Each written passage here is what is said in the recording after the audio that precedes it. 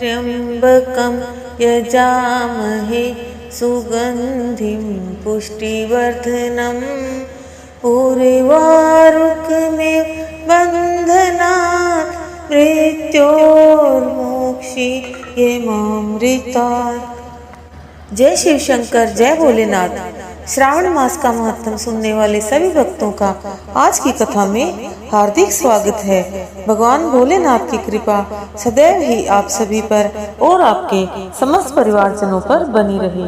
तो आइए आज आप सुनेंगे 13वें अध्याय का महत्व, जिसमें आप सुनेंगे दुर्वा गणपति व्रत विधान। सनत कुमार बोले, हे भगवान, किस व्रत के द्वारा अतुलनीय सौभाग्य प्राप्त होता है और मनुष्य पुत्र पौत्र धन ऐश्वर्य तथा सुख प्राप्त करता है। हे महादेव, व्रतों में उत्तम उस व्रत को आप मुझे बताएं। ईश्वर बोले, हे सनत कुमार, तीनों लोकों में विख्यात दुर्वा गणपति व्रत है। सर्वप्रथम भगवती पार्वती ने श्रद्धा के साथ इस व्रत को किया था। हे मुनि सत्तम, इसी प्रकार पूर्व में सरस्वती, महेंद्र, विष्णु, कुबेर, अन्य देवता, मुनिजन, गंधर्व, किन्नर, इन सभी ने भी इस व्रत को किया था। श्रावण मास की शुक्ल पक्ष की शुद्ध व महापुण्यदायिनी चतुर्थी तिथि को इस व्रत को करना चाहिए, क्योंकि उसी दिन सभी पाप समूह का नाश हो जाएगा। चतुर्थी के दिन स्वर्ण पीठासीन स्थित एक दंत गजानन विघ्नेश की स्वर्णमयी प्रतिमा बनाकर उसके आधार पर स्वर्णमय दुर्वा को व्यवस्थित करने के पश्चात विघ्नेश्वर को रक्त वस्त्र से वेष्टित ताम्रमय पात्र के ऊपर रखकर सर्वतोभद्र मंडल में रक्त पुष्पों से अपामार्ग, शमी, दुर्वा, तुलसी, बिल्वपत्र, इन 5 पत्रों से अन्य उपलब्ध सुगंधित पुष्पों से, सुगंधित द्रव्यों से, फलों से तथा मोदकों से उनकी पूजा करनी चाहिए और इसके बाद उन्हें उपहार अर्पित करना चाहिए। इस प्रकार अनेक उपहारों से भी गिरजा पुत्र विघ्नेश की पूजा करनी चाहिए।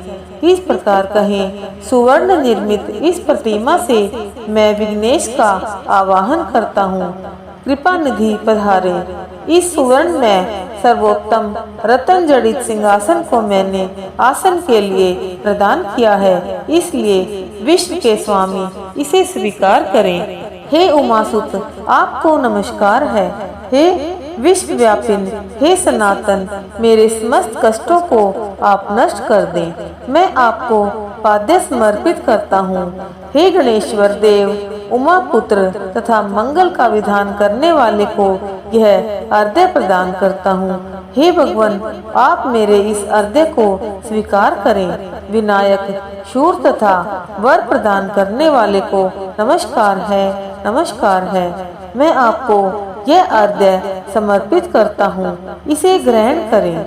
मैंने गंगा आदि सभी तीर्थों से प्रार्थना पूर्वक यह जल प्राप्त किया है। हे सुरपुंगव, आपके स्नान के लिए मेरे द्वारा प्रदत्त इस जल को स्वीकार कीजिए।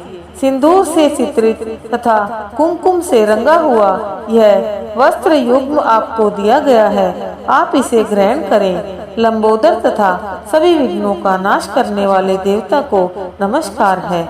उमा के शरीर के मल से आविर्भूत हे गणेश जी, आप इस चंदन को स्वीकार करें। हे सुरश्रेष्ठ, मैंने भक्ति के साथ आपको रक्त चंदन से मिश्रित अक्षत अर्पण किया है। हे सुरसत्तम, आप इसे स्वीकार करें। मैं चंपा के पुष्पों, केतकी के पत्रों तथा जपा कुसुम के पुष्पों से गौरी पुत्र की पूजा करता हूँ।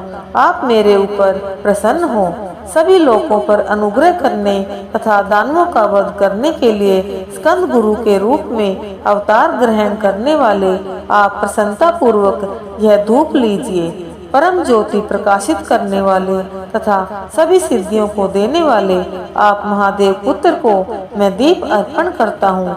आपको नमस्कार है। इसके बाद गणानाम त्वाम इस मंत्र से मोदक, 4 प्रकार के अन्न, पायस तथा लड्डू आदि का नैवेद्य अर्पण करें। मैं आपकी मुख शुद्धि के लिए आदर पूर्वक कपूर, इलायची तथा नागवल्ली के दल से युक्त तांबुल आपको प्रदान करता हूँ। हिरण्यगर्भ के गर्भ में स्थित अग्नि के सुवर्ण बीज को मैं दक्षिणा रूप में आपको प्रदान करता हूँ। अतः आप मुझे शांति प्रदान कीजिए। हे गणेश्वर, हे गणाध्यक्ष, हे गौरी पुत्र, हे गजानन, हे इभानन, आपकी कृपा से मेरा व्रत पूर्ण हो। इस प्रकार अपने सामर्थ्य के अनुसार विघ्नेश का विधिवत पूजन करके उपस्कर निवेदित सामग्री सहित गणाध्यक्ष को आचार्य के लिए अर्पण कर देना चाहिए। उनसे प्रार्थना करें, हे भगवान, हे ब्राह्मण, दक्षिणा सहित गणराज की मूर्ति को आप ग्रहण कीजिए। आपके वचन से मेरा यह व्रत आज पूर्णता को प्राप्त हो। जो मनुष्य 5 वर्ष तक इस प्रकार व्रत के उद्यापन करता है वह वांछित मनोरथों को प्राप्त करता है और देहांत के बाद शिव लोक को जाता है। अथवा 3 वर्ष तक जो इस व्रत को करता है वह सभी सिद्धियां प्राप्त करता है। जो व्यक्ति उद्यापन के बिना ही इस उत्तम व्रत को करता है, विधि के अनुसार भी उसका जो कुछ किया हुआ होता है वह सब निष्फल हो जाता है। अब उद्यापन विधि बताई जाती है। उद्यापन के दिन प्रातःकाल तिलों से स्नान करें। उसके बाद व्यक्ति 1 पल या आधा पल या उसके भी आधे पल की स्वर्ण की गणपति की प्रतिमा बनाकर पंचगव्य से स्नान कराकर भक्ति तथा श्रद्धा के साथ इन 10 नाम मंत्रों से दुर्वा दलों से सम्यक पूजन करें। हे गणाधीश, हे उमापुत्र, हे अग्नाशन, हे विनायक, हे ईशपुत्र, हे सर्व सिद्धि प्रदायक, हे एक दंत, हे इबवक्त्र, हे मूषक वाहन, आपको नमस्कार है। आप कुमार गुरु को नमस्कार है। इन नाम पदों से पृथक पृथक पूजन करें। पहले दिन अधिवासन करके प्रातःकाल गृह होम करके दुर्वा दलों तथा मोदकों से होम करना चाहिए। उसके बाद पूर्णाहुति देकर आचार्य आदि का विधिवत पूजन करना चाहिए और घट तुल्य धनों वाली गाय का दान अपनी सामर्थ्य के अनुसार करना चाहिए। हे वत्स, इस प्रकार व्रत करने पर मनुष्य सभी मनोरथों को प्राप्त कर लेता है। हे सनत कुमार, अपने प्रिय पुत्र गणेश के व्रत करने से संतुष्ट होकर मैं उस मनुष्य को पृथ्वी पर सभी सुख प्रदान करके अंत में उसे सद्गति देता हूँ। जैसे दुर्वा अपनी शाखा प्रशाखाओं के द्वारा वृद्धि को प्राप्त होती है, उसी प्रकार उस मनुष्य की पुत्र पौत्र आदि संतति निरंतर बढ़ती रहती है। हे सनत कुमार, मैंने दुर्वा गणपति का यह अत्यंत गोपनीय व्रत कहा है। सुख चाहने वालों को इस सर्वोत्कृष्ट व्रत को अवश्य करना चाहिए। इस प्रकार श्री स्कंद पुराण के अंतर्गत ईश्वर सनत कुमार संवाद में श्रावण मास महात्म्य में दुर्वा गणपति व्रत कथन नामक 13वां अध्याय पूर्ण हुआ।